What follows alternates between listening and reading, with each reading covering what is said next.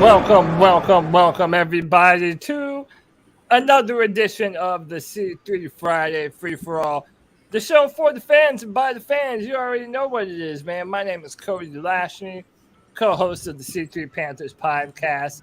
What it do, y'all? This is your opportunity to join the show. You may join this show via Streamyard. I posted the links in the description of the YouTube and the Facebook. And boys, ain't nothing to it but to do it. You know I got my Friday free for all faithful in the building today. Next, we'll jump to my man Panther Pickle, one of the most popular members of the free for all now, man. Panther Pickle, how are you, buddy? I'm good, y'all. Just arguing about everything with everybody that wants to argue because some people love to argue. I don't really like to argue, but yeah. Unless it's about the Panthers. Oh, I love that. Right. That. Got into argument today with a Falcon fan on who was going to suck worse. Imagine that. Me and a Falcon fan arguing over who was going to suck worse. And I had a point. I said, your rookie quarterback seems to be doing better in OTAs than my rookie quarterback. Hey, what a pathetic argument. It's at least a conversation, man. And it's sad that we're even at that point. But here we are. And shout out to one of the co-founders of the C3 podcast, Joe Riolano, in the chat room. Joe, we love you, brother. Hope you're feeling well. Hope you're doing well. Nothing but love. Let's continue with these introductions. My man, Nick Montero. Nick, what's up, brother? Rocking that beautiful number 1 on your chest. Love it. What's up, bro? Things are going good, man. Bought my tickets to the Lions game. I'm going to be sitting down in the corner of the end zone, talking to Josh this week about the Steelers game. So the goal is 3 games this year. So we'll see what happens. Hey, man. Dude, on a Friday night, man. I'm happy to talk about this game. Dude, it ought to be fun, man. Ought to be fun. I mean, especially when you know you're going to get to see the Panthers, man. It's fun, man. Football's not too far away, man. I know it feels like it's further than it is, but I don't know. This summer's going to be over before you know it. But next up, my man Drew. Drew, what's going on with you, bro? What's going on, fellas? How you doing tonight? Ready to talk some Panthers football, getting ready for training camp. And hopefully we're not hearing anything else about Baker freaking Mayfield. Yeah, I feel like inevitably that's the discussion for every Friday and Tuesday night. We're talking about Baker Mayfield, and I'm sure we're going to be doing the same thing at some point today. But, yeah, we'll get into it, man, because this is the story that refuses to die, apparently. I heard a song today about Baker Mayfield, by the way. Oh, really? Yeah, it goes. Was it I Don't Want No Scrubs? No. I don't want no school. It was Baker, you're our man. If you can't screw us, no one can. Oh, hey, I like that. Catch it, man. I like that. Next up, from 9 Lives Panther Podcast, Keeb is joining us once again. Keeb, what's up, brother? What's up, y'all? What's up? It's a pleasure to be here. Yeah, man. Happy to have you with us. Check out 9 Lives Panther Podcast. Also, shout out to KPM, who's currently here. Thank you for the follow on Twitter, brother. I appreciate it. No problem. That's a perfect segue. Without further ado, KPM, what's going on, bro? Oh man, nothing much. Trying to survive this massive heat wave, man. Oh my god, it's been brutal. Yeah, dude. The other day it was about 100 over here in Charlotte, man. It's crazy hot over here, man. But living in the South, I'm kind of used to it. But it's that time of year, man. Don't leave your pets outside because this is not the time of year to do it, man. That's for sure. Listen, I had an all-in-one computer earlier this week, and my pet was inside and knocked it over and broke it. I don't know that you want to leave your pets inside either. Yeah, I know. I mean, with the way things are, man, everybody's going stir crazy. I feel like it doesn't matter if you're a people or if you're a four-legged friend. Next, it's actually abnormally colder up in New York City. It was like 65 degrees 2 days ago. Dang, is it really? God, that sounds like a fairyland at this point. Like that don't even exist. It's so hot down here. But if you ever been down south, it's not the heat. It's I don't want to, brother. Bro. I don't want to around this time, bro. Yeah. But I'll come down in the fall. Introduced yet, Kevin. I don't know where he is. He's normally a midget wrestling kind of. Oh, there. Oh, that was gone. Damn. It was. Oh, he's back. Hey, all right. Kevin, how are you, buddy? White chocolate espresso. What's up? I'm just chilling, just being weird. Like always. Yeah. Right? Waiting for my Lakers to take his number 1 pick from him eventually. Oh, wait, Drew, did you say Lakers? Yes. Hey, brother, I didn't know you were a Laker fan. See, I love this podcast already. Why are you shocked that he's a Laker fan? Me and being a Magic fan, not shock you at all. Oh yeah, I am a big Magic fan. Y'all blew that. Y'all know, yesterday, by the way. Y'all know that anytime Probably. I didn't watch it in college. But anytime we start talking basketball on this podcast, I get real mad, dude. Just know the topics are slim pickings. I really. got one question for you, basketball folks. This guy in the chat named Peanut Butter Hero says Matt Rule should coach the Hornets. Who's he smacking worse, the Hornets or Matt Rule? Probably both. Probably both. As a Panther fan and a non-basketball fan, I'm real good with that. Let Matt Rule quit the Panthers and go coach the Hornets. I'm all right with that, y'all. Them guys in basketball, they make former coaches. Maybe Ron Rivera or John Fox will come back. Yeah, I mean, really. Hey, I like that idea. I'll take John Fox. Dude, listen, I don't know anything about basketball. Fox would, but I don't know. It surprised me when I found out that the Hornets actually hired the same coach that they fired to. Like, Cody, bro, basketball is the most beautiful. Shit. Basketball is the most beautiful game of all time. I don't know. I disagree, man. I think it's football. I miss when they play defense. Nah, man. I think but I'm a Neanderthal. Now if you fart too loud, you get a foul. But But dude, I'm a Neanderthal. I need my sports to have violence in order for me to enjoy it. It's either UFC or MMA. That's my stick. But hey, sorry for the Hornets, man. I guess y'all are looking more and more like the Panthers. Done goofed it. It looked like the Hornets were gonna go in the opposite direction and actually be the Charlotte team that you could be proud of. But apparently they ain't doing that shit. So hey, but they got the pieces though. They got the pieces. Pieces. You think Steve Clifford back? LaMelo might be in LA soon. Yeah, he gonna be. Yeah. Hey, let's get it, baby. That's what I'm talking about. Go. LaMelo and AD. If he'll probably get traded, but you know what I'm saying. Listen, off grid. No. Listen, the off grid is correct. Football is king. Forget basketball, dude. This is a football podcast, bro. And that's what the fuck we're talking about. I don't pick and choose. I like baseball too. Baseball at one point was king to me. So, but I can only watch baseball when I'm drunk at the game. Every time I watch baseball, I fall asleep, bro. I ain't gonna cap. No, I understand. It's so much better in person. So much better. The last basketball game I went to, I was literally thrown out of the arena. No way. Are you for real? Why am I not surprised? No, true fact. Yeah. I told you. Did you get in it? Did you get in someone's face about an abortion or something? No, I told the security guard the only person uglier than him was a ref. And his wife was the ref. Oh! I told him. I said, well, who gets on top in that relationship? And shit! I was unpolitely escorted out of the building. It was only a high school game, y'all. And that's come on, bro. High school game. It was. And that's how I got banned for life. I wouldn't exactly. No, hey, I forgot. I got one more introduction. In my defense. Jay Stubbs, what's up with you, bro?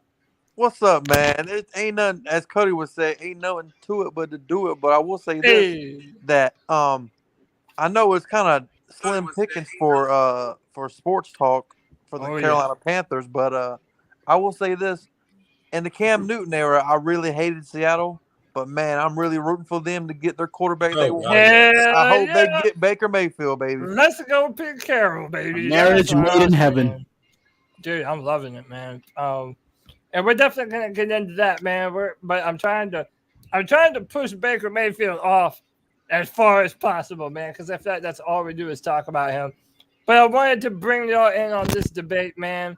Being some of the 4-man rush guys, we go back and forth on Twitter, and it prompted this debate. Like a war when they start tweeting. It really is sometimes, man. I wanted to get people's opinion because I felt like making the comparison between Ted Ginn Jr.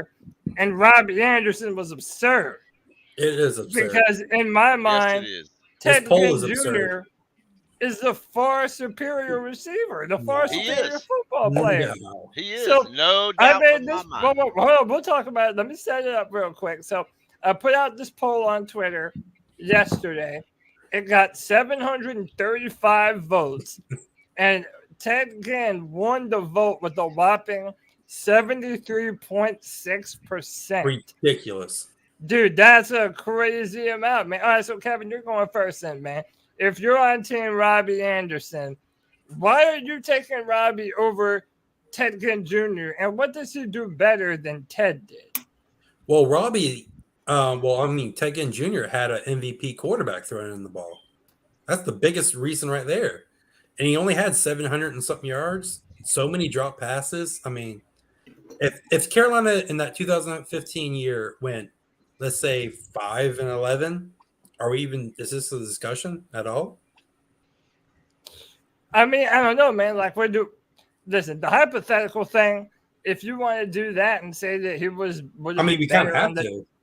You really do have to. But what I'm saying is, like, what does Robby Anderson do better than Ted Ginn Jr.? He tweets better. Yeah, he is way better on Twitter, no doubt. That too. But I was at the Colts game that went into overtime, and I was like right in front of the end zone where he dropped that wide open pass. It killed me. I screamed my head off. Robby Anderson's better on Twitter than he is on the football field. He catches more people on Twitter than he does on the football field. Well, he's really great at Twitter, though. Ted Ginn can do in he run confuses around. The shit out of me on Twitter. Yeah, Ted Ginn can do in run arounds. In a pinch, he could probably line up at running back. Robby Anderson he's retired now, of course. He could do kickoff returns too. Yeah, he's kickoff returns, and you got to remember when Ted Ginn spent 3 years in San Francisco, and all he does was returns. The only time he was really good was with us. And he gave us, to me, it's like Cam Newton. If you go by every guy who came here, they had their best years here. It's not even close. No one ever says that, but you can look at the stats, man. The one thing about Cam Newton's MVP year, and let's not take nothing away from Cam or anybody else, but if you look at the rate of returns, as far Ted Ginn would often have us starting at the 40-yard line or midfield. It was a lot less far to go to get those touchdowns. Yeah. I would say, what's the question though? It's not which kick returner; it's which receiver. I will say this, and like, I don't know, man. This is pretty slim pickings, and I hate to say it, but besides DJ Moore, I mean, they've been our best 2 receivers for the past 10 years. 10 years. That's our second best receiver. One thing about Ted Ginn, no matter who his quarterback was, because remember he started out in Miami. No matter what worst quarterback he had, he never dissed his quarterback. He never threw anything at his quarterback on the sideline. He never played with Sam Darnold either. He never got on social media and said he was going to retire if they bring a quarterback in. He never did all that. You're talking about Ted Ginn? Yeah, that's true. Let me play devil's advocate here, right? Yeah. Like, obviously, I think Ted Ginn Jr. because, I mean, that 2015 season, our offense is predicated. Now, but look, that's important, though. That offense is predicated on Cam Newton and Ted Ginn Jr. Cam Newton opened up everything short and intermediate because you had to be fearful of Cam running the football. Shout out but Greg then Olsen. when we weren't doing that, we were using Ted Ginn to take some of the most beautiful deep shots in quite literally in the history of Panthers football. And Robby couldn't do that? That matters to me, man. Robby That's a big deal. And by the way, I don't think that Robby Anderson has ever taken the top off of a defense in a way that defenses had to respect Teddy Ginn Jr. Because they didn't respect the quarterback. So. Let's do this. We also had Greg Olsen. Let's pretend to swap the two out. Let's put Robby Anderson in with Cam Newton during those years and put Ted Ginn in with Sam in the offense that we saw last year. Okay, let's do that. And you know what? I do want to do that, Kenneth, because we're going to do the same thing in a little bit with Baker Mayfield and Sam Darnold. And that's why I'm not poo-pooing this hypothetical about, okay, well, what if you did put Robby on that 2015 team? Because that is a part of the conversation. And I'm going to do the same thing with Baker Mayfield later because I think he's the same quarterback as Sam, but has had the benefit of a much better offensive line. But we'll stay on track right now. Do you think that Robby Anderson would have been able to produce similar results on that same, 2014 through 16 teams where he had the most of his success? Look at Ginn's receiving He wasn't there 14, was he? When did he come? Because he left and then came back. He went to Arizona. Right? He went to Arizona and gave us a fumble in the playoff game. Remember that? He just fumbled. Right, but then he came back to us, right? Yeah. 2016 was his best year, though. 2016, he had 10 touchdowns? Yeah. No, I think it was 2015, wasn't it? I mean, even though 16 might have had better numbers, he was definitely more impactful, I feel, in 15. Just because of what he didn't have in 15, he had 10 receiving touchdowns. He had under 800 yards. Cam Newton also had so many of them, though. Yeah, and he dropped so many passes. Greg Olsen had 1,000. In 16, though, he rushed 14 times. So that was the ball for 14 times. That was that little Marty Hunt. I can say that Robby Anderson really rushed for 14 times with those, those shovel passes. Yeah, that's the point, though. If you look at it that way, would not Ted Ginn be better in the shuttle passes than Robby Anderson? Because Ted Ginn's built a lot like a they never really shovel DJ passed Moore. Carolina. And that's true. They never really did that with Ted Ginn Jr., but the few times that they did, he was able to do it successfully, man. And like my man Off Grid says, Ginn had that track speed. Yeah. Once he got the hauling ass, once he hit that top speed, I don't know, man. He dropped a lot of those. There was a clip online. I actually tried to find it on YouTube because I wanted to see the whole clip and I couldn't. But there was a clip where Ted Ginn started out one way, reversed it. It was near the end zone. He turned around, went the entire across the field on an run around type deal. Now, if you look at that one play, Robby Anderson would never do that. Now, in Robby's defense, Robby was just trying to run over somebody. And also, didn't Ted Ginn have I know this is Carolina Panthers, whatever, but didn't he have a pretty solid couple seasons in New Orleans? New Orleans. I think he had one good season. I guess we had throwing him the football for a little bit. Hey, KPM, your volume is really low. I don't know if you need to change your audio source. But also, Ted Ginn had 45% catch percentage. Wow. But look, that's another thing. Let's talk about that. Who has better hands? Because I feel like Robby Anderson is just as known for his drops than he is anything else. I think Ted Ginn is too. But I think if you take what the quarterback, now you can't do that either because I've never heard Ron Rivera talk about Robby Anderson. But here's the thing, though, can we admit that wasn't that a one season thing? Wasn't Robby kind of like a one season thing? It was last year. His whole career. That dude was dropping layups. He had some dropsies, man. That's for damn sure. He caught the hard. I don't know though. Like I'm saying, that's why I'm asking if you let's say you had a good team and you had to pick between either of those two, a prime Ted Ginn Jr. and a prime Robby Anderson. That might be for him right now. Who knows? I got a question. Okay. Who gets more separation in our Super Bowl? Ted Ginn or Robby Anderson? I mean, I still think Ted Ginn. Ted Ginn's Ted Ginn, I think. All right. My opinion. That doesn't mean just deep balls. It means like slants, everything else. I've seen. I mean, remember, guys, Ted Ginn was doing some pretty good stuff, during the Super Bowl run. Like Cody said, he took a lot of end arounds.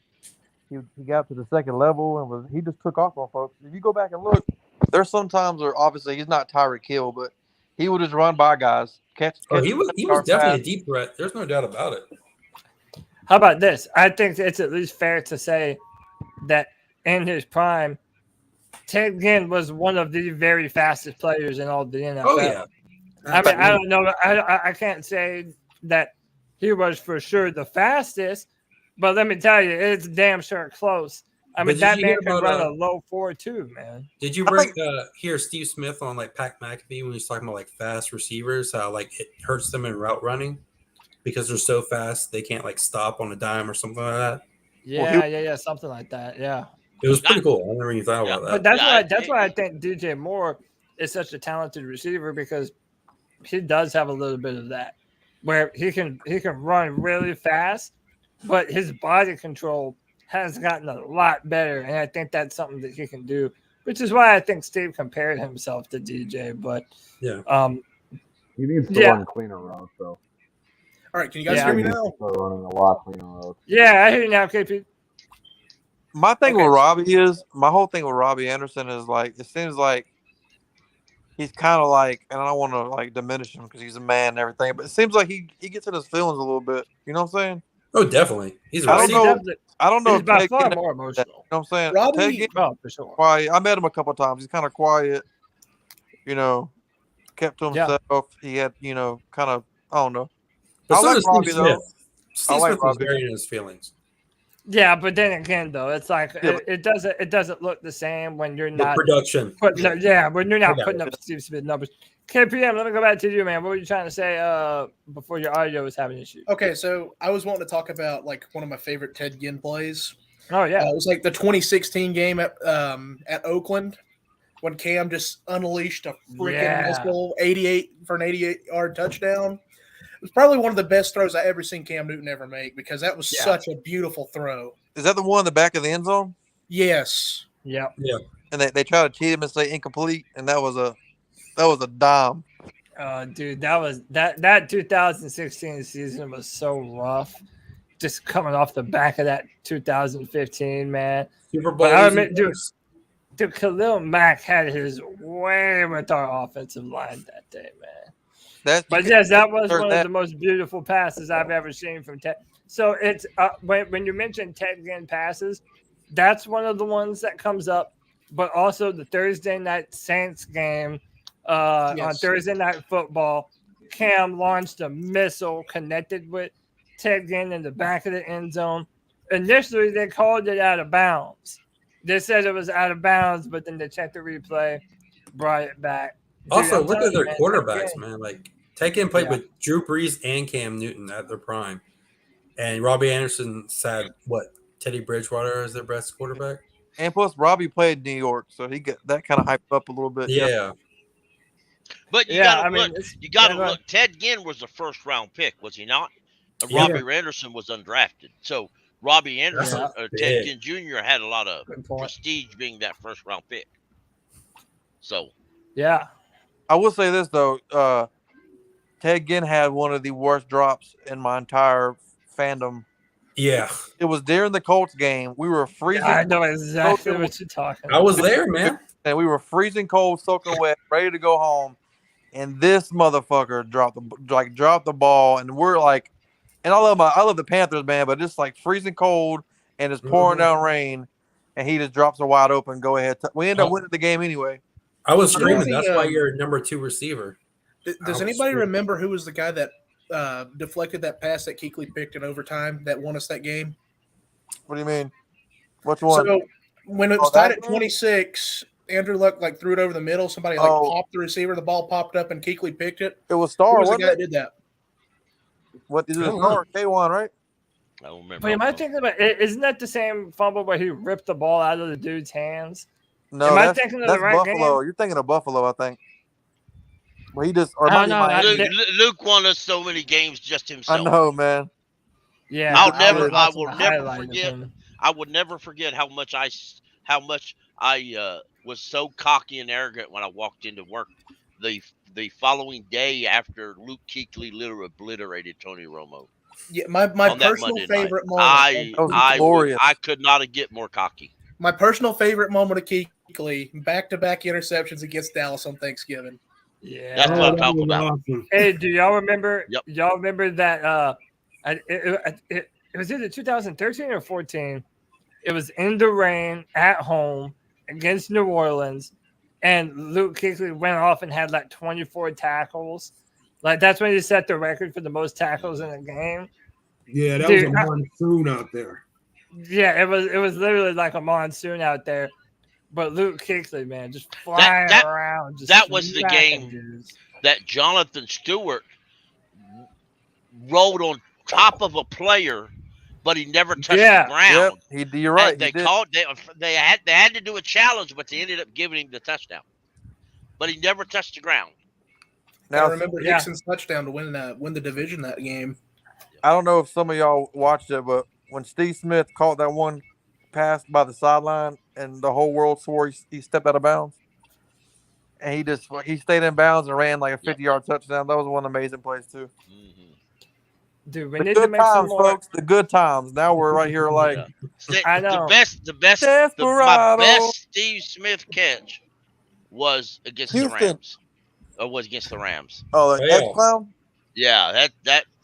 Yeah. I was so worn out that game. I was exhausted. You know what's funny about that catch? Like nobody talks about the play before that. Is when the defender grabbed Steve Smith and threw his head into the ground.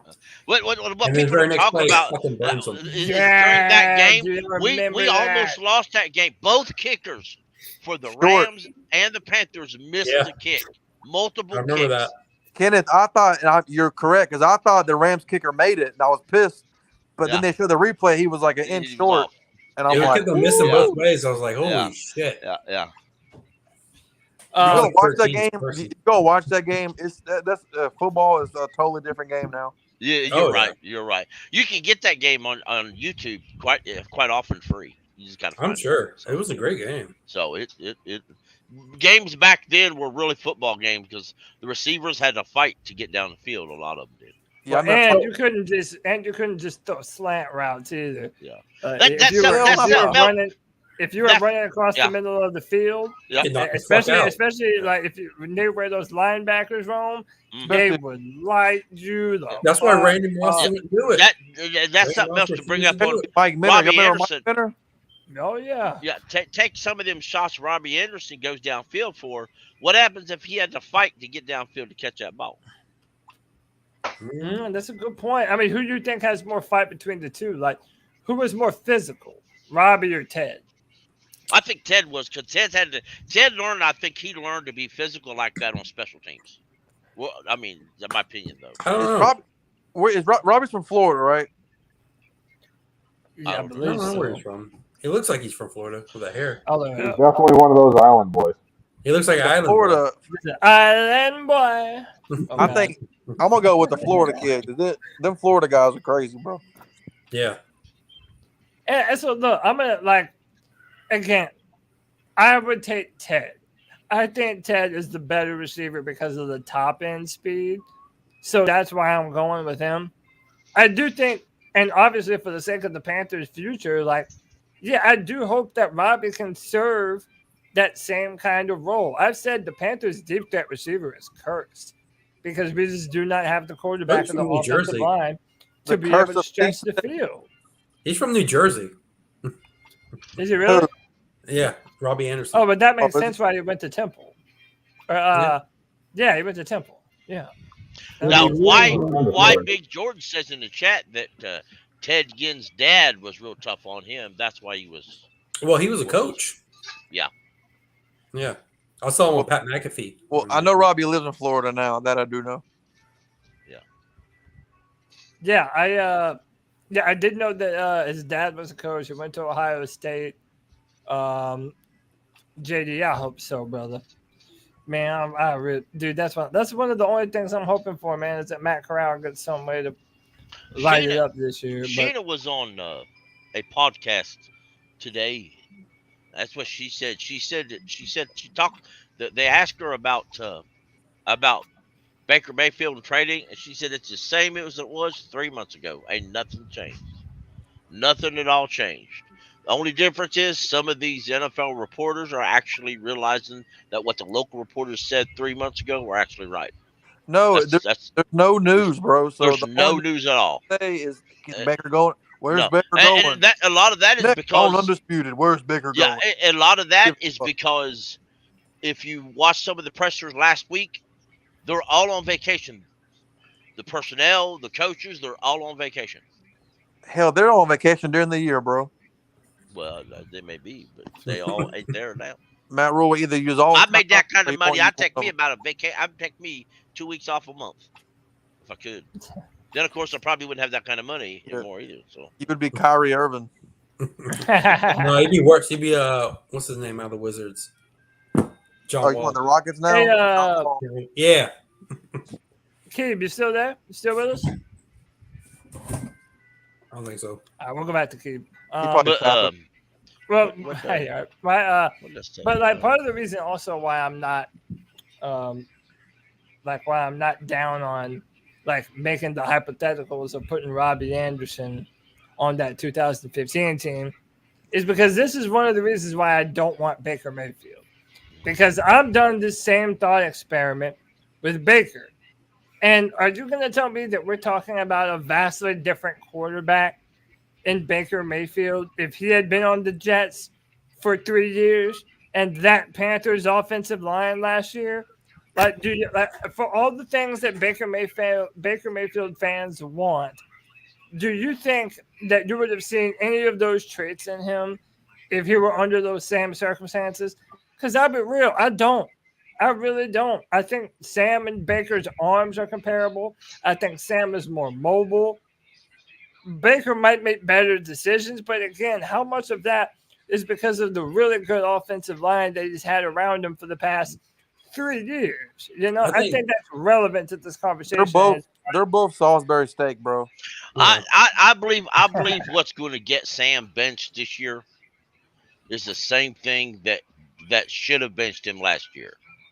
Is the simple fact is defenses aren't dumb. They know no matter what happens, it's still Sam Darnold. You get a few hits, you get a few licks, he's going to freak out. Sheena said it on that podcast, and I kind of agree. About week 4 or 5, they're going to bench Sam for Matt Corral and see how it goes. If he's ready, I'm hoping week 1 he starts. He's not guaranteed to be ready though, man. You know what I mean? No, but OTAs, and again, OTAs are what they are. They're not physical at all. But OTAs, the only thing he had to learn was the pre-snap stuff. That's what it is. Trouble. That's what they said is giving him trouble. Yeah, I definitely don't want that out there. But by the way, it's understandable too. And he also has 5 weeks to start to better learn the play. But by the way, considering the time to which he was drafted to now, and it's a new offense, I don't expect anyone to come in and be fully prepared to make checks at the line of scrimmage. But Patrick Mahomes wasn't doing it. Deshaun wasn't doing it. No, but let's be real. Is Sam too much better? If Sam can do pre-snap, is he much better? Yeah. Sam's like, hey, shit. I mean, you know, I said on Twitter and earlier this week, and Tony repeated it Thursday. I'll say it here again. Choosing between Sam Darnold and Baker Mayfield is like choosing which bowl of shit you want to eat: cow shit or horse shit. Pick one. Oh, they both feels that way, man. Hey, Cody, I'll probably go with cow shit because it has mushrooms in it. So I could trip. Man, that's crazy, bro. You're gonna die tripping. But what were you gonna ask, Jason? Like, my thing is you can say what you want, but like, people really think Baker's gonna get here and then immediately not want an extension. Like, right? That's what I'm saying. It does not seem. It seems like that's what he would do. He doesn't want to be here. So I mean, right. Well, good. We don't want him here. Let him go to Yeah. Seattle. I mean, if They he does want him better in in Seattle. he's not going to resign. So, And by the way, what do y'all make of this? Mary Kate Cabot, she's one of the beat reporters for the Browns. She maintains that this is a possibility of something that could happen still. And then it was also He's reported been on this trip for the longest. It's been a possibility for. It's been a realistic possibility since before the draft. I tell you what, the Scott Fitterer's biggest, and I like Scott. He's a man. I like him. But his biggest miscount was him saying they're in on every deal. So everybody knows, just say, hey, Carolina possible. Hey, Carolina possible. Hey, look, they're in on every deal. Carolina, and they're dumb as shit. Carolina possible. Yeah, I mean, it's, I almost feel like it's media fabricated at this point. Like, I wouldn't doubt it if they were acting on behalf of the Browns, just trying to continue to make this happen. Also, exactly. But the Panthers could come out and just refute it. we definitely we're definitely trying to trade. It was reported that the Seattle Seahawks were apparently still interested, and then that started going around too. They're not trading for him. Who do you think between the two is more realistic in terms of going to get Baker Mayfield, the Panthers or the Seahawks? I think it's us, just because that if they would trade him and pay most of the salary, I think he'd be a Panther already. I really do. Yeah, Drew, what do you think, man? I think if they ate, I said I agree with Jay Stubb. If they ate most of the salary and we only had to pay like $5 million, they would have made the trade already. It'd be done. They don't want to pay another quarterback any more than $5 to $6 million. That's why Cam hasn't signed, because that's all they really want to pay. Yeah. They got $15 million wrapped up in Sam Darnold. They don't want to spend another 10 to 12 on another quarterback that's going to possibly sit the bench. And I mean, if you bring in Cam and you pay him 10 to 12, and then you got $18 million on the bench and Sam Darnold, I mean, it makes no sense. And on top of that, too, is like they're going to want to, they want to sell tickets, bro. And hey, Baker Mayfield, new beginnings. Come buy your tickets.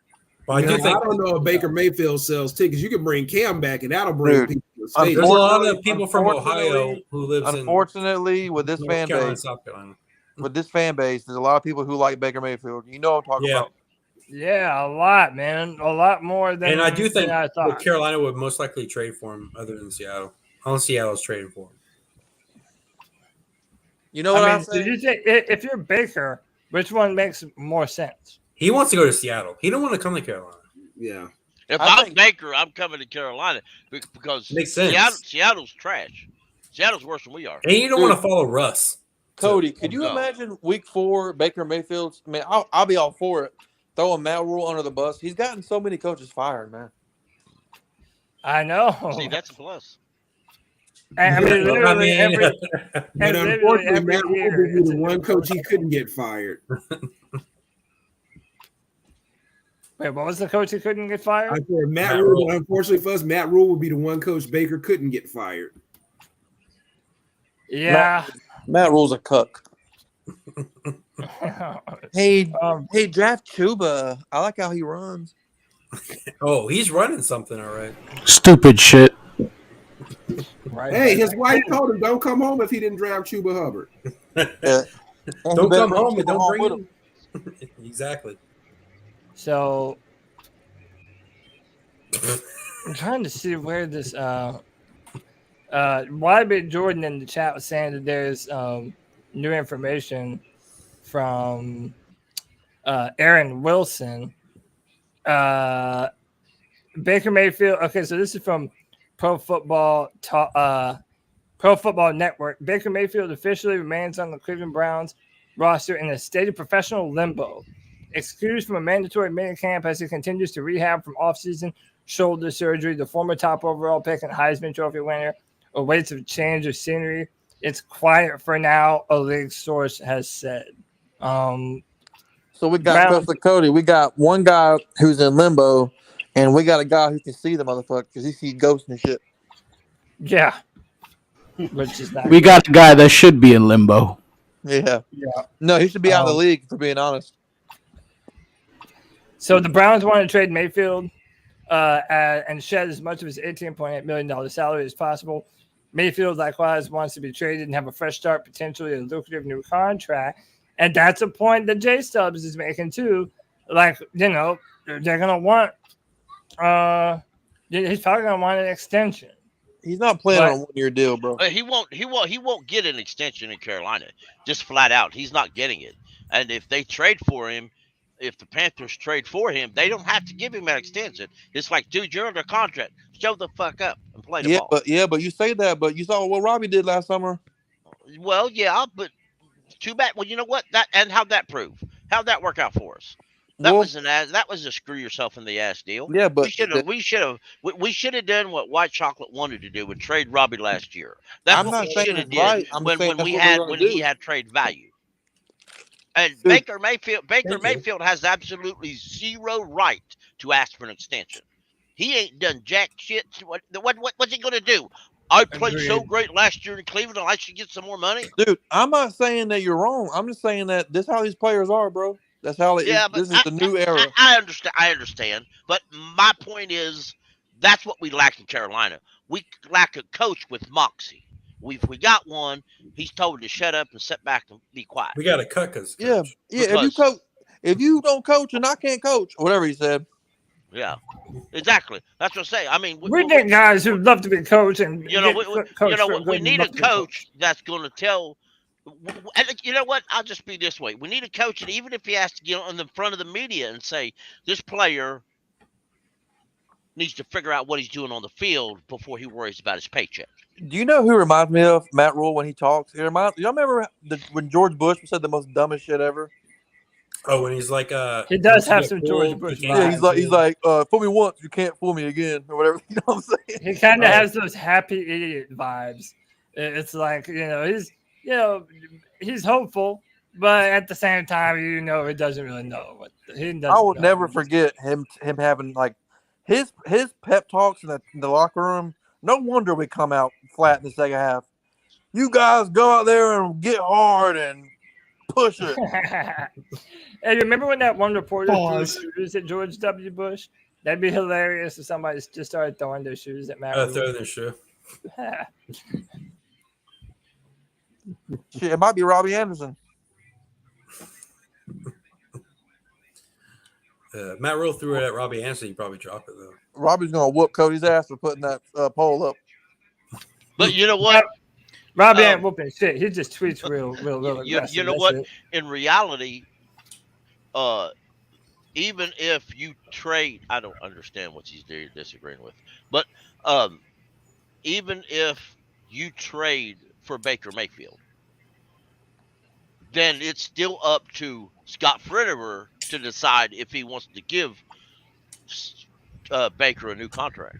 But here's the thing, though. You're right. Because again, I'm not saying you're not right. But what I'm saying is he gets traded here, and then he's like, "Well, I need an extension." You really think we're not going to give him one? Like, seriously? We probably would.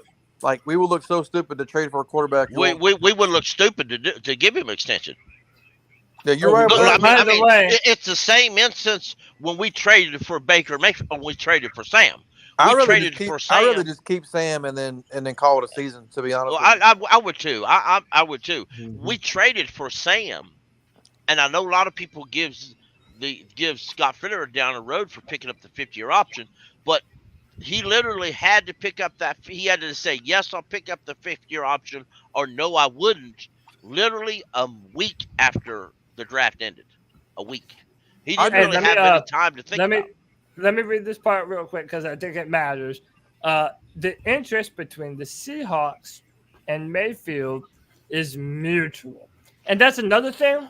Good, I don't want someone that doesn't want to be here, man. He has said on podcasts, he has said numerous times before that he doesn't want to be here, man. And it's like, this is going to be the guy that's going to save the season for us.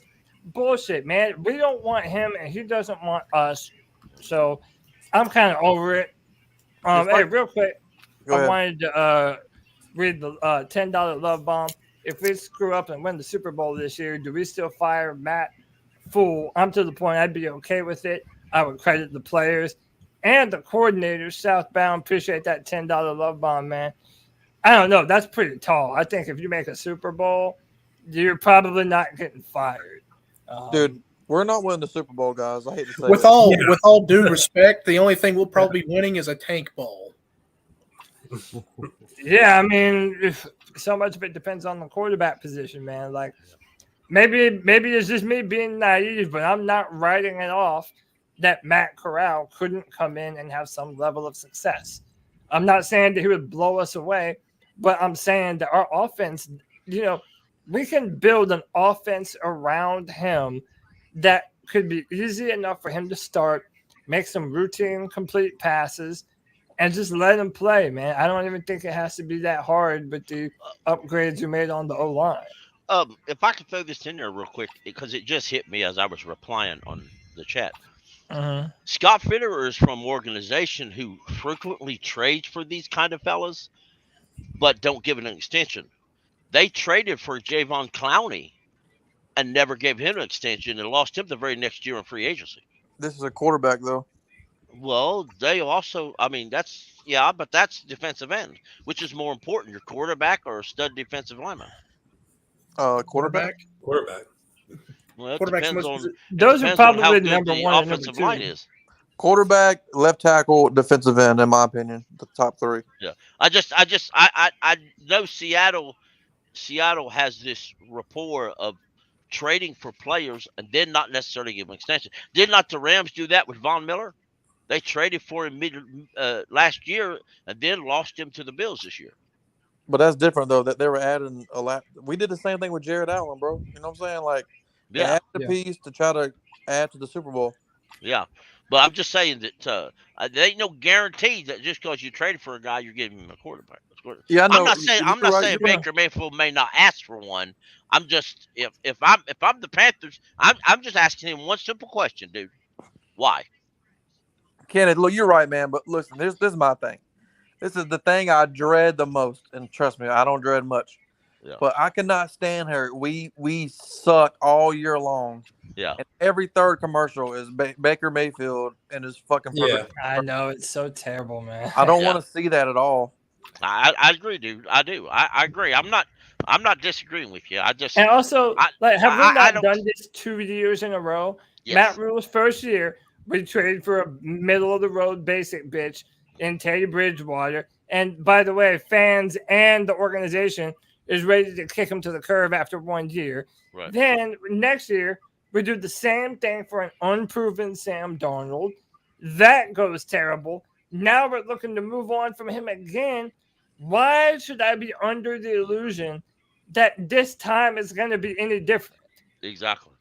And also, no one can. No one has been able to give me a good answer as to how. Yeah, but it's going to be different. Really, Cody, you need to realize though that what you said as well, that should help you realize that our front office is very incompetent when it comes to trying to solve these problems with basically like duct tape. I disagree. It's not even duct tape. More Matt Rule. He has control of the roster. I think he's trying to force this organization lost so many brains when they fired Ron Rivera. I think Matt Rule's trying to force Scott Fitterer's hand and trying to trade for Baker. I don't think he wants him. That's why he keeps rejecting these trades. And I guess my bottom line is I wouldn't extend Baker because I wouldn't bring him in here. But didn't Ben McAdoo say at one point, though, that he didn't want Baker Mayfield? So he said that about Sam Darnold and Baker Mayfield. I really don't think the Panthers are that high on bringing Baker Mayfield in. I believe a lot of it is media guys. I mean, let's be honest. How many of the same media folks guaranteed us that if he's available, Kenny Pickett was going to be our quarterback in the draft? How many people guaranteed us we'd take the quarterback in the draft? And I'm not talking about fans. I'm talking about this very same people that said we've got a lot of connections with that we're dealing with Baker Mayfield. Yeah, if you look at the mock drafts, it was like 50-50. A lot of them had us taking a left tackle. But I will say this about our organization, Cody, mainly the team. The one thing I don't want Baker Mayfield, because the biggest thing we're missing from this team is leadership. And that starts from the top down. And I do not want to bring another guy who's not a good leader. As soon as we start losing, he's going to blame everybody else but himself. And that's a fact. Mm-hmm. We've never replaced the leaders we lost in 1 year. In 1 year, we lost Cam, we lost Luke, we lost Olsen. I can't remember all of them we lost. Even But we Peppers lost. when he came back. Yeah, we lost so many leaders in 1 year that it was. Our leader is Shaq and- Thompson, bro. That's crazy. I maintain that was one of the main reasons we signed Christian McCaffrey. Mhm. Yeah. He ain't no leader either, man. I love Christian, but he ain't no leader. But Christian needs to worry about how to play running back position without being hurt every year. No, I think his girlfriend wearing him out. I've seen his girlfriend online. I don't know that I'd blame him though, to be honest about it. Yeah. Damn right. Hey, before we go forward, I gotta add one of the 4 horsemen of the C3 Panthers podcast to the show. The voice that makes the noise. What's up? Godzilla. What's up, ladies and gentlemen? How you doing, What sir? much you up to, buddy? Playing Warzone. Bizzle and his bizzle. Just figured I'm gonna watch the Friday free for all. Might as well be a part of it. Let you guys watch me play some Call of Duty while I'm at it. Oh yeah, that's I great like entertainment. Hey, put him on the big screen, Cody. There you go. Oh, you don't have to do that. You You don't have to do got, that. you got PS5? Hey, you're the one who said you want us to watch it, so Nah, hey, no pressure, man. no. You're good. You're good. No, man, what's up though? You know, Hey, I from wanted the gym. to get your opinion. I know you saw all the stuff going on Twitter yesterday. We talked about it here a little bit. Ted Ginn Jr. and Robby Anderson. If you have your pick, who you picking? Who's the better Ted Ginn receiver? Jr. in a heartbeat, bro. Hey, my boy. That's my man. In a heartbeat. I will just- say this, is there- though. Is there a fair particular that reason why? we Like, went to a is- Super what, Bowl what, again, what do you know? think? What do you think Ted does at a higher level? You think? You know, listen, I think he's got better top end speed, number one. And, you know, second, how many times did we hear him, you know, was there a controversy outside of him not being able to catch a ball? Right? Like, I mean, that was really the extent of his problems. Now, granted, that's a big problem for a wide receiver. Don't get me wrong. But we've also seen a really bad Robby Anderson. We've seen one good year of Robby Anderson, and that was okay. It wasn't even like a good year that I would put into that category of like, man, that was a great year. I wish we could have Robby Anderson back. It's just not like, I think we were all right with him getting a deal. I think a lot of us had concerns about his contract when it was sold, or when we signed it rather, that it was too much because it just felt odd, you know. But I don't know, man. I think Ted Ginn Jr. had a higher upside than Robby Anderson does. I think your nostalgia over the 2015 season is corrupted. That's definitely part of it. Hey, tell me when Robby Anderson had as much of an impact as Ted Ginn did it on our 2015 season. Yeah, that's a I mean, I'm not saying they both weren't be impactful. They were definitely there. They needed it, but like. Yeah. I can see Robby filling in that role just as good as Ted Ginn. And people forget, man, we had like the best tight end in the league outside of Gronk. And we had an MVP quarterback compared to Teddy Bridgewater and Sam Darnold. I mean, that's a big drop off. But also remember, we had the best tight end in the league because the offensive coordinator, Mike Martz, who actually was the offensive coordinator when they traded because he didn't like Greg Olsen, has never coached in the NFL since. Dude, I just miss the days when you just threw it to He's Greg. never and coached in the NFL since. You knew he was going to catch it. Right. Those days, bro. Yeah. But also, it was in the New Orleans game in 2015. Cam threw a ball. It was kind of a bad ball, but it was like on a 4th down, and Greg Olsen had to palm it. Yeah. Yeah, dude, that Greg Olsen's the man. Remember the one he dude. scooped? Remember the one that he scooped up from almost touched the ground on 4th down? Yeah, that's what I'm talking about. He had to like really save that play right there, man. I do miss that. That one versus Seattle in the end zone, that's my favorite Greg Olsen catch. And let's not remember, like, Robby Anderson had over 1,000 yards with Teddy. Ted Ginn couldn't get over 800 yards with Cam, MVP. Yeah, but you in my opinion, you're comparing. I think the game changed. I mean, from 2015 to now. Well, if you look at our 100%. offensive line too, that year we had a really good offensive line. We could run the football. We had very well. everything great. And plus, there was like a long stretch there where teams wouldn't even get past half midfield because our defense was so good. Y'all remember that? It was like Yeah. 4 games in a row with teams that didn't even Our get past defense led the midfield. league in turnovers and had over 40 forced turnovers. So I don't know. Like I said, I think he's right. I think that we just I think it's closer than people think. It we're getting caught up on that Super Bowl season. Let me ask you a question about Olsen, just because I got in a discussion with a person a couple days ago over it. He's a Bears fan though, but Greg Olsen. I remain to the fact that Greg Olsen came to Carolina at the right time. We had an offensive coordinator who actually was working the offense around the tight ends. If Greg Olsen would have came here when John Fox was head coach, Olsen would have not had the season he had. Oh, definitely. Because John Fox didn't believe in throwing to tight ends. If you couldn't block, you wasn't worth playing to John Fox as a tight end. That has to be the best trade ever, right, for us? Yeah. Probably. Yeah, for sure. Yeah. And shout out to Petey Quick, another member of the Non Lives Panther podcast. Hey, Petey Quick, what's up? That's a heck of a profile picture, by the way. Oh yeah, Petey Quick. He's not shy about his opinions about Matt Rule. Who's punching him? Hey guys, don't get me wrong. Our owner. Hey, oh, Steve, okay. Steve, I don't know if I ever got your opinion on the whole. Hell, you can give us both. You can give us Teddy and Robby and Baker and Sam. Like, are they the same player?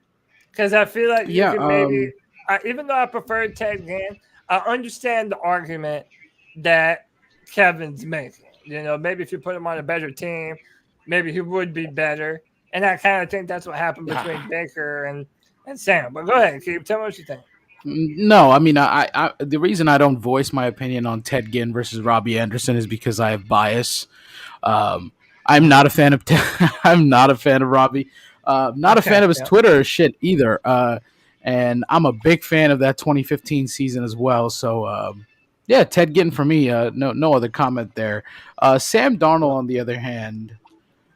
I'm guessing this is you're talking about how you kind of said they're the same thing. They're the same person, basically.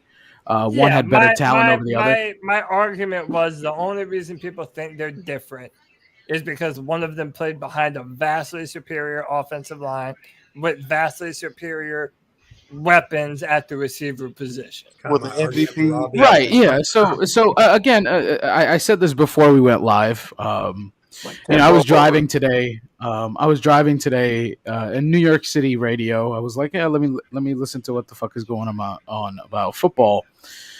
And they brought up the topic about which quarterback did less. And they brought up Baker Mayfield which quarterback did less with the team that they had, more with less talent around them. Yep. And they brought up Dak Prescott and Baker Mayfield, which made absolutely no sense to me because he had one of the best offensive lines, period, compared to our shitty offensive line. So if you have all that time sitting behind a really good offensive line, I'm not even getting, F their coaching, F their weapons. I mean, at one point they had a star-studded wide receiver in Odell Beckham, and they refused to throw him the ball. And Jarvis, which I'm not even gonna, and Jarvis, which that's debatable if he's a star or not. But, and Hooper, right? They had Hooper. Right, exactly. So again, Njoku, they have. I mean, we can go on and on. This is what I said. Like, y'all give Cody too much pain on Twitter when he voices his opinion because he's coming from facts here. Like you got to hear him out a little bit. But yeah. So again, like it's like you're comparing a guy who had all those weapons and who couldn't get it done. And it's the Browns anyways, versus a guy who probably shouldn't be in the league because of all the crappy passes he makes. And it's not long throws as well. I mean, I was watching tape earlier and I wanted to kill myself, but but yeah, no, there's no comparison at all. Well, they're actually, it's worse with Baker. But yeah. But isn't that my point with Robby though? Yeah, and that's why I agree, Kevin. That's why. No, and that's why I'm not disagreeing with you. Like, again, we're talking hypotheticals, so none of us can prove this shit one way or another. But that's what I'm saying. Like, I try and break it down. Forget teams then. Like, what does one do better than the other? If we're talking quarterbacks, I don't see a trait that Baker Mayfield has. But I'm saying, like, okay, we all know Sam makes terrible decisions. But, like, what does Baker do better, more consistently than Sam? The commercials. He probably doesn't. And by the way, hold on. Before we go further, let me welcome my man JD to the show. JD, what's going on, bro? Long time no talk to. Oh, what's good? What's good? Can y'all hear me? Yeah, man. I like that gas profile pic. That's nice. Yeah, man. We all could use some gas. Yeah, I went to the fill up my car, so I was like, this is not right. Something's wrong. Yeah, man. I just wanted to hop on and get into this discussion about trading for Baker. Like, I've said it for a while. I agree with what Cody said, what a lot of you guys are saying. You trade for Baker, and it's the same thing they've done since Rules became the head coach. Not to mention, we don't know what we have in Corral.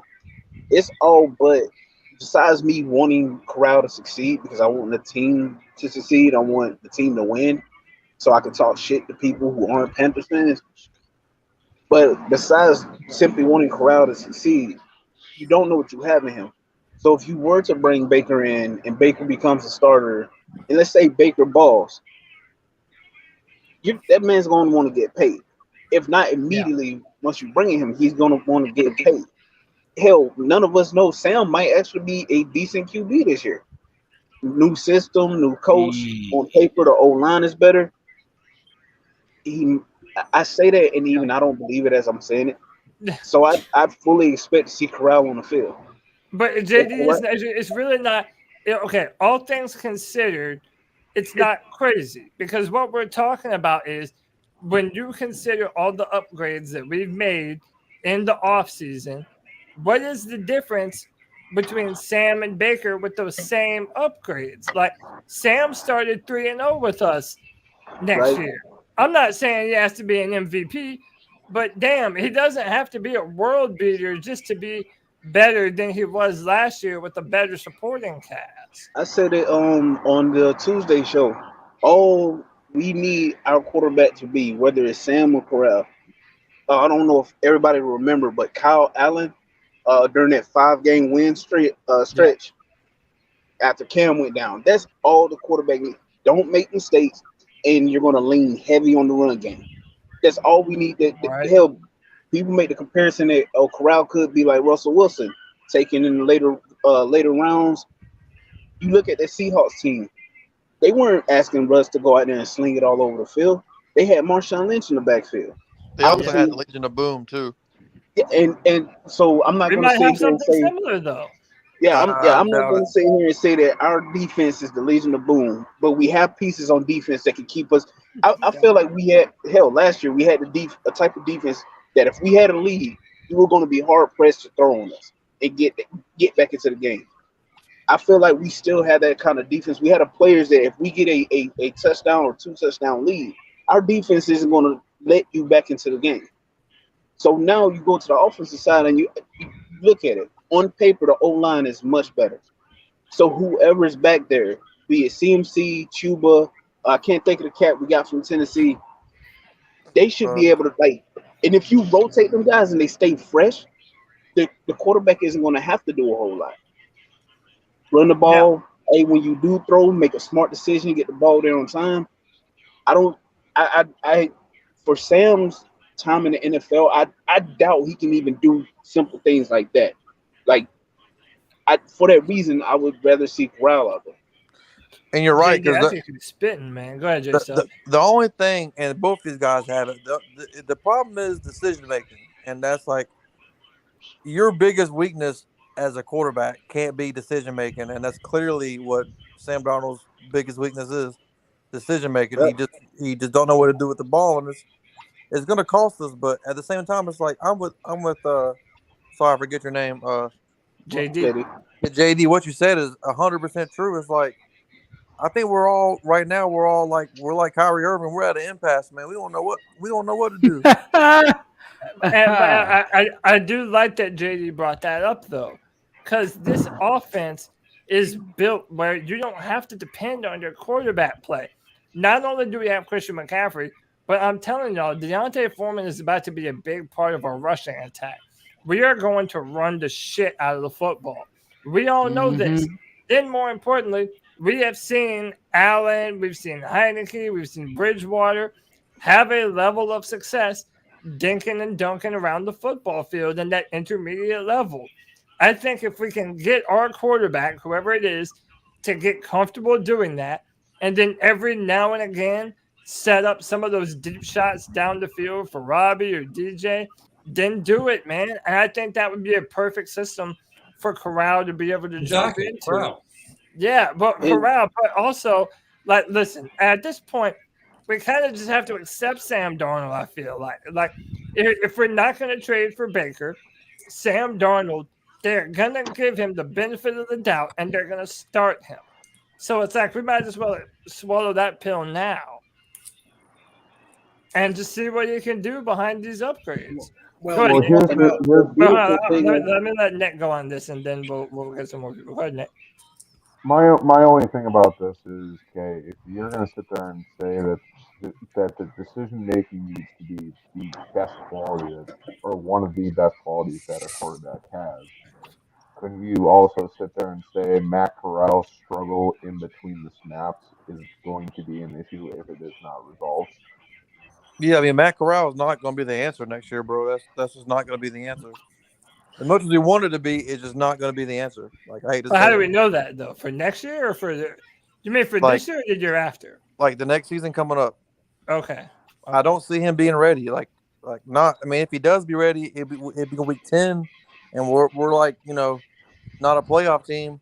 And I want to be hopeful. I'm just trying to be realistic. I hope the dude comes out and kills it. But like what's his name said, his biggest weakness so far is to learn the playbook. But like, do we even believe in him enough to be a backup at this point? Because my deal is this: we have PJ Walker. Of course, he can be a backup. But okay, so that's what I'm saying though. Like, this is the perfect opportunity, is it not? We know the Panthers coaches are going to give Sam Darnold his chance. We'll give Sam the benefit of the doubt. Let him try it one more time to be a starter. And if he fails, put in the young kid. And let's see what we got in it, man. Like, to me, it's almost like a perfect scenario. It's a win-win. If Sam sucks, boom. He is who we thought he was. Then if not, then he's blowing away our expectations, and we can get rid of him next year and start Matt in 2020. 2023. Yep. Or am I crazy in that? I mean, look, I'm a Panther fan, bro. I've been a Panther fan a long time. I go to all the games. I've seen it all, man. Like, we can't put all this pressure on this kid to be the savior, man. We just got to go with the punches and see what happens. That's part of the reason why, like, the beauty of the situation. Like, he say he takes the starting position, because I'm on the mindset that if it's close in training camp, get the preseason, and there's little difference between Matt's understanding of the playbook and his control, then they do what New England did to Cam. Like, hey, if it's close, we rolling with the rookie, and the offense is going to be predicated on running the ball. Yeah. If Matt does develop, and he has a strong arm, like quick release, all of that. DJ will probably be happy as hell. Like, hey, I finally got a fucking healthy quarterback. Maybe we could turn it to some Aaron Rodgers. I don't got bro name. Devontae Adams. Yeah, Devontae Adams. Like, DJ has that potential. He's yet to play with a healthy QB for a full season.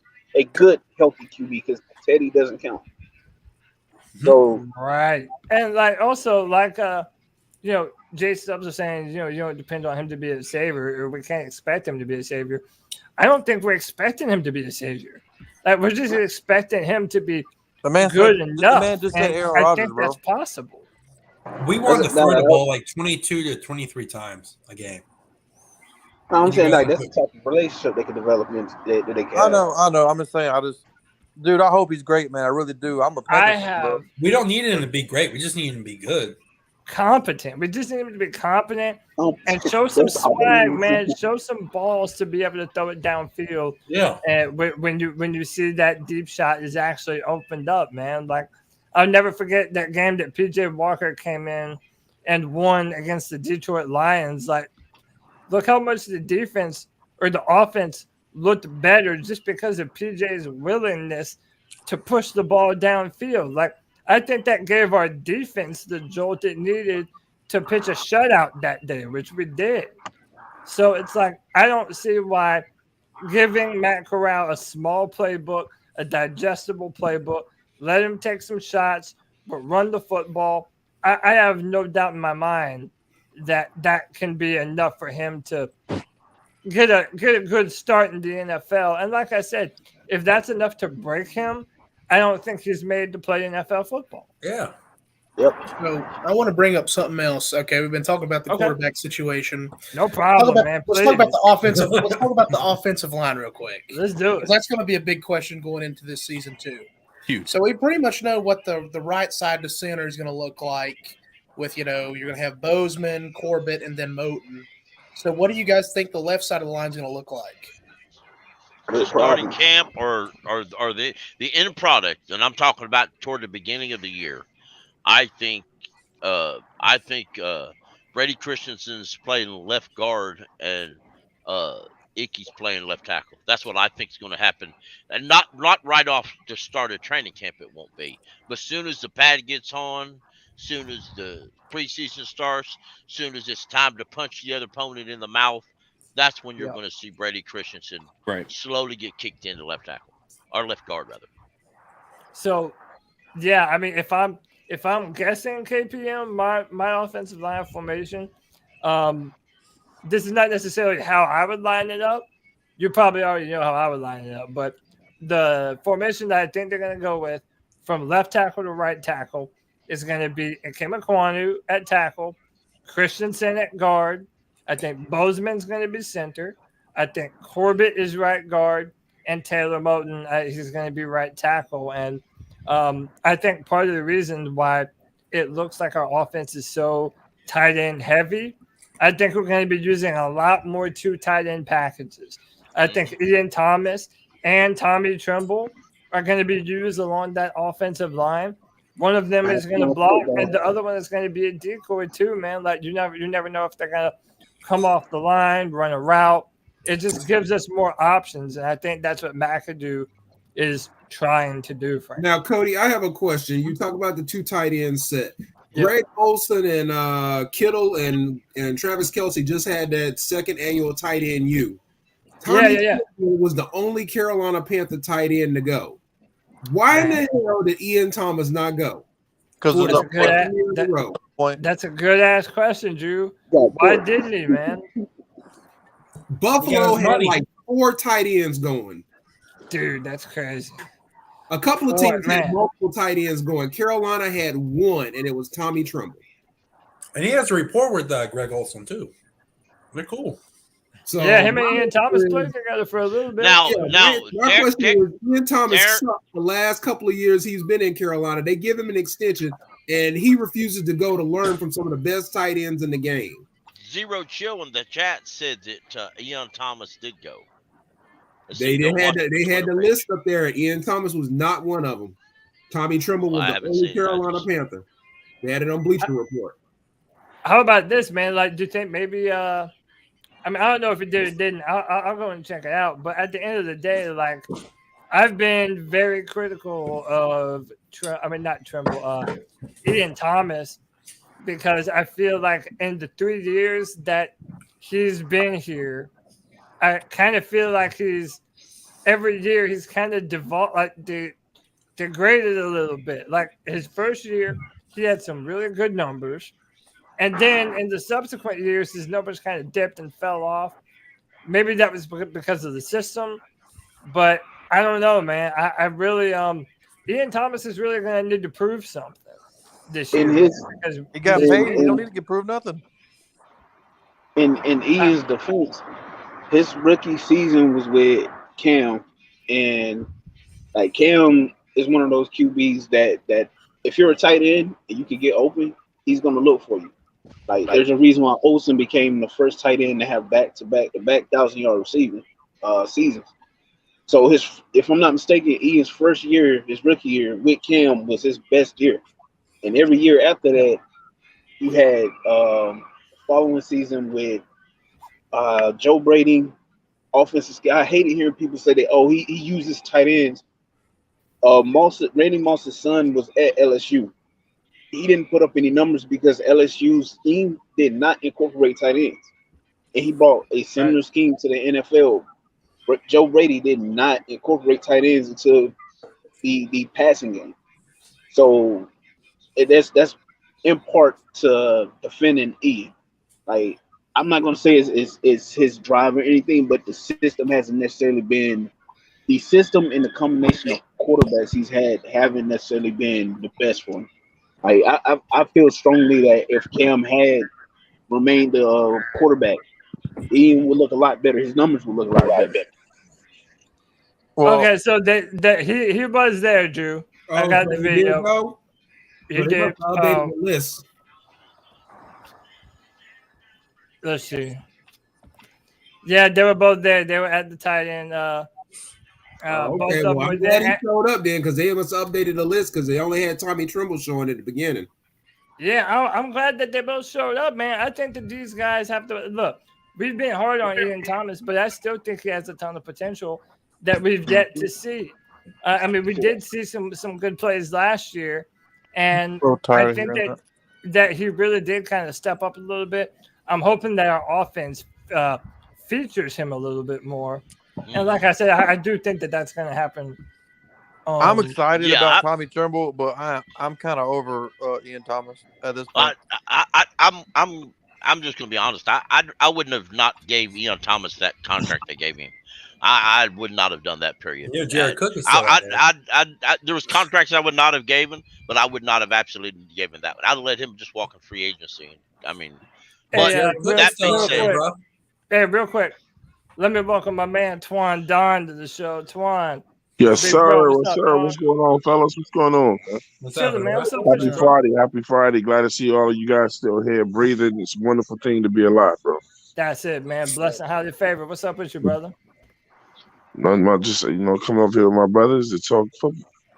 Hey, man, I like that. We're talking some tight ends right now. Tommy Tremble and Ian Thomas. Going to Tight End University. Let's go, man. Tight End University. I'm happy, man. I'm hoping that we can see some more improved tight end play this season. Twan, let me get you in on this real quick. I said there's no difference between Baker Mayfield and Sam Darnold, man. What say you? No, I think Baker Mayfield is a lot better than Sam Darnold. All right. But if you combine everything that comes with them, I still think it's significantly more talented than Sam Darnold. But if he has that attitude that goes along with it, people won't concentrate on his talent. When people don't like you, they won't concentrate on what you do well. I found that out in life. You know what I'm saying? So I think if Baker grows up, which I feel now he's going to be forced to, or he's going to be unemployed, then you'll see a better quarterback. But you think there's any argument to be made that, like, if you put Baker on Sam's teams that he was on, do you think Baker would have had a better go of it on the Jets and the Panthers? Yeah. Okay. Well, I mean, for now, man, look, I'm ready. Look, if we're going, I don't personally like Baker Mayfield, but I think he gives us a chance to win, and I'm willing to take him for a year because my thing is, if he comes to us, it's two people on our team now who are on strike 2. Baker will be on strike 2. Matt Rule will be on strike 2. These guys, you got a coach and a quarterback that has to get it right this year. So, I like what Shannon Sharp said. How can Baker save his job when he can't save his own?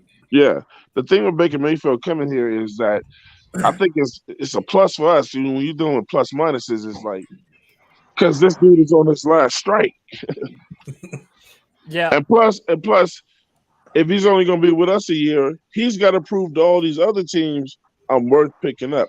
Because now, if you come to us and he sticks it up with his talent, now you got an attitude and you can't play no more, and nobody's going to touch you. Exactly.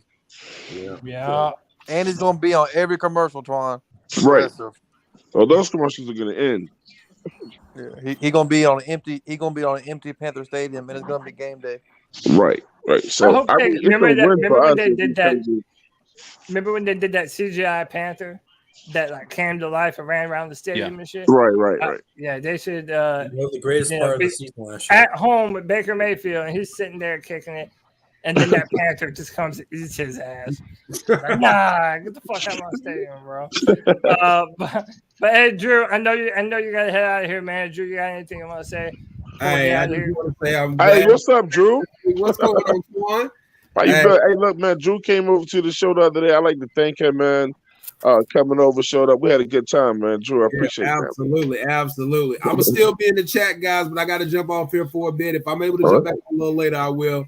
But you guys keep pounding, man. That's cool. Hey, keep pounding, brother. Honestly, I'm probably not even going to be here too much longer. I got some family that just showed up. I'll probably go another 10 to 15 minutes tops, you know. I just wanted to come on here and give y'all some content today so that way I didn't leave everybody high and dry, even though there's no news. But, Drew, I appreciate you, brother. Enjoy the rest of the afternoon, man. All right, you guys too. We'll see you. Yeah. Hey, there is some official news. I don't know if you guys got a chance to talk about it before I was able to pop in, but training camp dates have been announced, bro.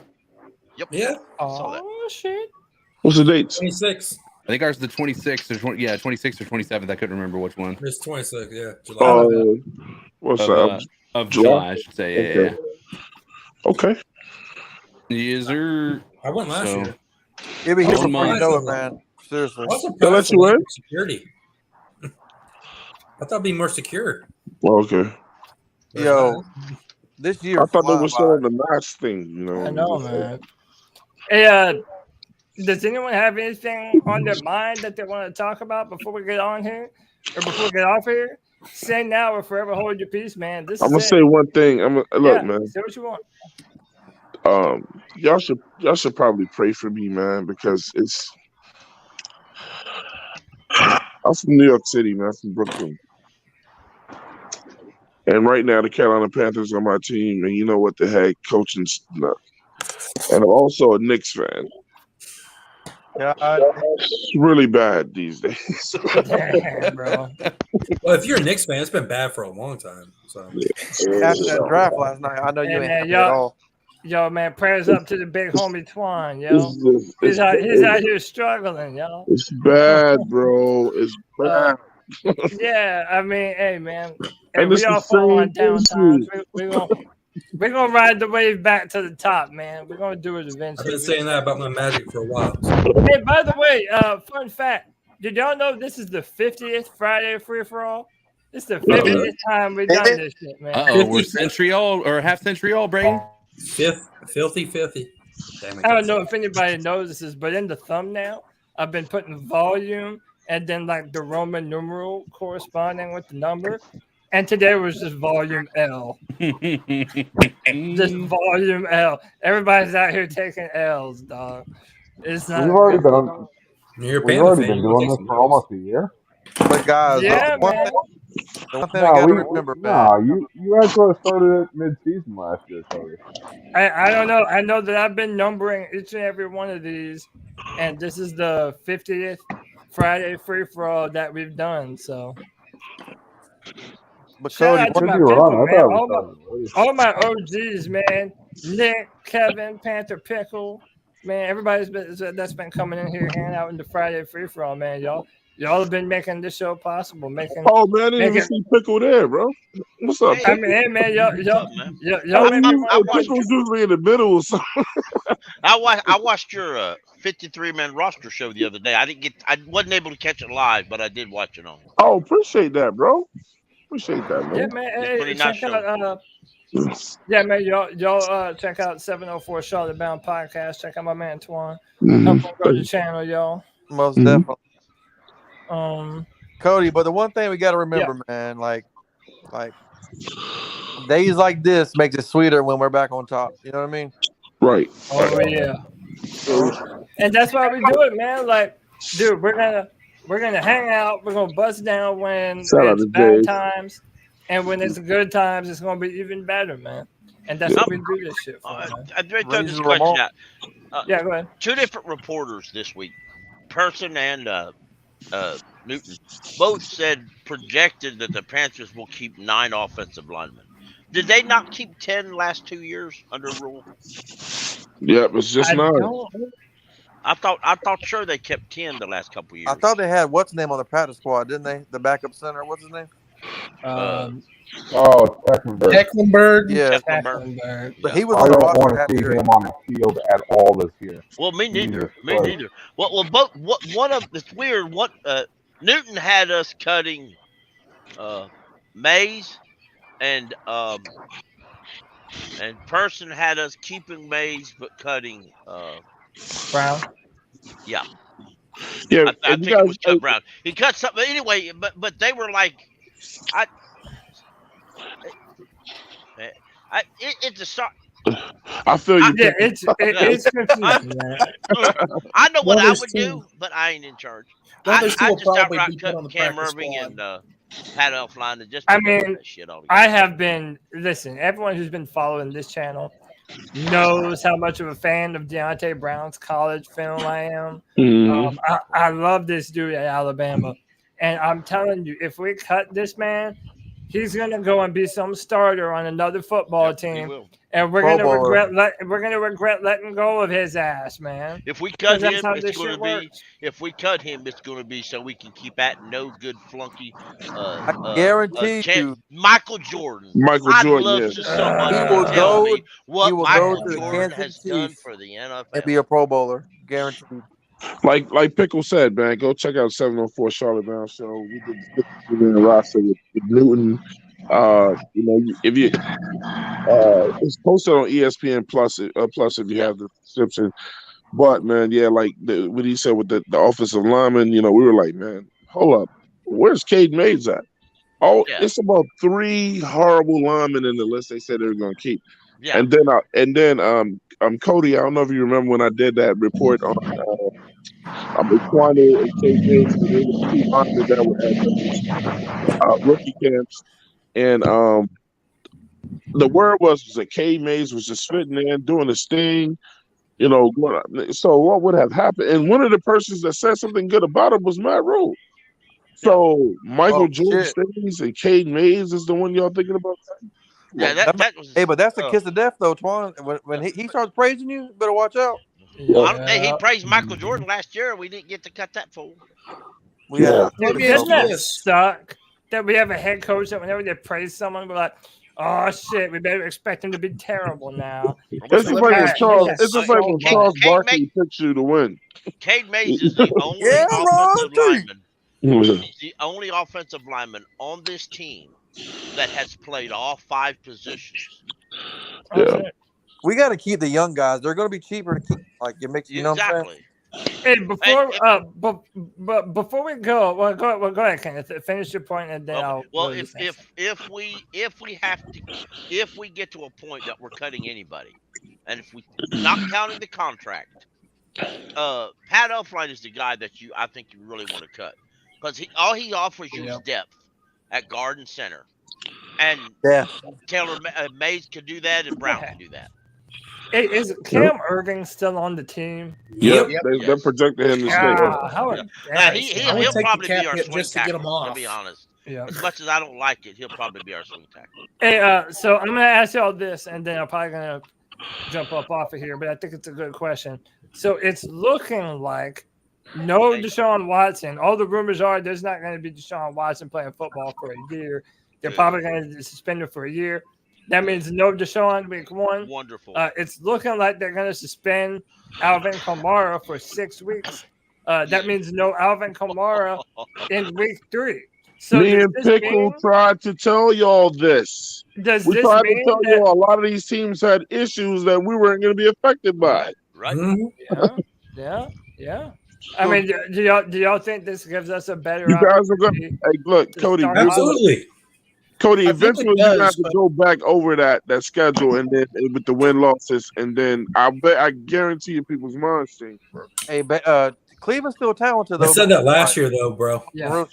See, the key to beating the Browns would be having to shut down the run game because I mean you got a 1-2 combo of Chubb and Hunt coming up the middle, so you got to find a way to close the running gaps. So.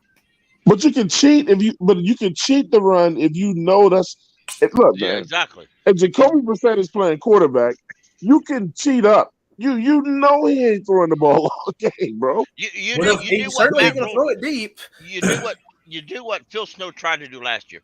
You play press man coverage. Yeah. And you bring a safety into the box like exactly. And you like, come on, mother. Come my way, please. I damn Pickle must is a coach. Hey, man. that veteran who came in, did we ever sign him, the defensive end? No. Nope. But they've been bringing in a few different people. Carlos Dunlap? Yeah, they never did sign him. Our pass rush is going to be ugly. I was hoping for that defensive tackle. He went to the Steelers. Yeah, Larry Ogunjobi, dude. He went to UNC Charlotte. I would have loved to have that dude as an interior pass rusher. He had like 6 sacks last year as a defensive tackle. Yeah, the dude's been a beast. He played for the Bengals, the Browns. He played for a few other teams. That dude's the shit. I like Larry Ogunjobi. I liked what's the guy y'all just said, the defensive end that we didn't Carlos sign? Dunlap? Yeah, Carlos Dunlap. I thought that would have been the perfect signing for the Panthers to sign Carlos Dunlap. We may still sign him. Yeah, we need one, man. We need a defensive end bad. We got the money if we're not going to spend it on a quarterback. I mean, I think a lot of the issue is they want to. I think they want to get somebody in, but they don't want a guaranteed starter to come in. They want to give YGM a chance to start. He's got to earn that starting position. We can't just hand it to him, you know? Well, not under Matt Rule. You just be given a job. You don't have to earn it. Yeah, that's a fact. That is a fact. You might earn it, but you might be on your knees underneath the desk. And if you can't earn it, Matt Rule's going to bury you on the bench. That's a fact. Yeah. Yeah, and so the only thing that I don't like about that, though, is I feel like the past 2 years in a row, the Panthers have tricked us. Like, we start out hot. Oh, the Panthers are good. The Panthers are the shit. It's the opposite of Ron Rivera. And then we get this false sense of security, and then we come crashing back down to earth around week 7. And it's like, bro, I'm hoping that it's not setting up to be the same kind of thing. It is. Jarrett Cole, they don't want me as head coach. I'm not politically correct, y'all. Some player go down because they hurt. I'm gonna walk up and say, "Get up, you damn pussy." Get the fuck out. I'm not politically correct. I'd be like that. I'd be like some of them old 1950s coaches, y'all. Kenneth would have to be putting out some statements every other Tuesday. Be like, yeah, I'm sorry. Right. I'm sorry, y'all. I didn't mean to hurt nobody. I'm sorry I called that guy a pussy. I been one, but I shouldn't have called him. He's gonna walk up to our kicker and kick him. Yeah. You're gonna be kicking kickers? Yeah. I wasn't being violent. I was teaching him how you kick. No, I'm about to get up out of here too, man. Ladies and gentlemen, that has been another edition of the C3 Friday Free For All, man. We did about an hour and 30 minutes when there really ain't shit to talk about. But, man, we always find something, man. I appreciate each and every single one of you for coming and hanging out with us, man. All my usuals, Nick, Kenneth, Kevin, White Chocolate Espresso, Warren, Jay Stubbs. My man Coach Dizzle still murking people in Call of Duty while we're out here talking Panthers, man. Low-key. I've been watching. Bro, CK goes ham, y'all. You must not know. Is Greg having a show tonight? Probably so. I'm not sure. I haven't talked to Greg enough. All right, everybody. All right, Twan. All right, JD. I'll catch y'all next week. All right, Jay. Hey, Twan, tell people where they can find you before we get out of here, man. All right, man. Check us out at 74 Charlotte Brown Show, man.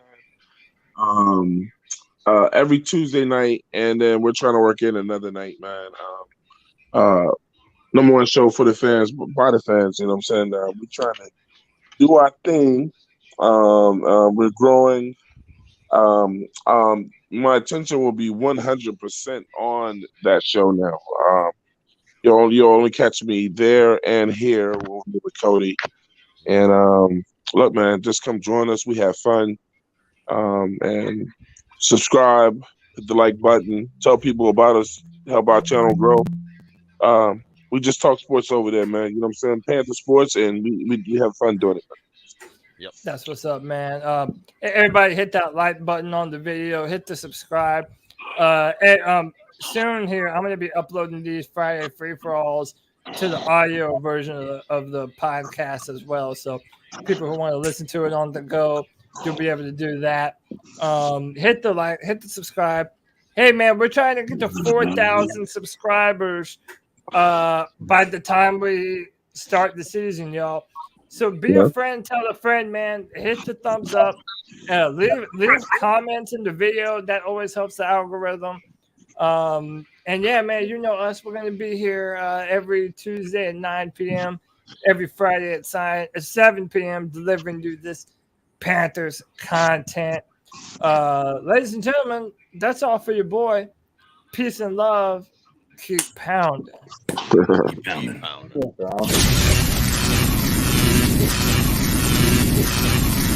Yeah,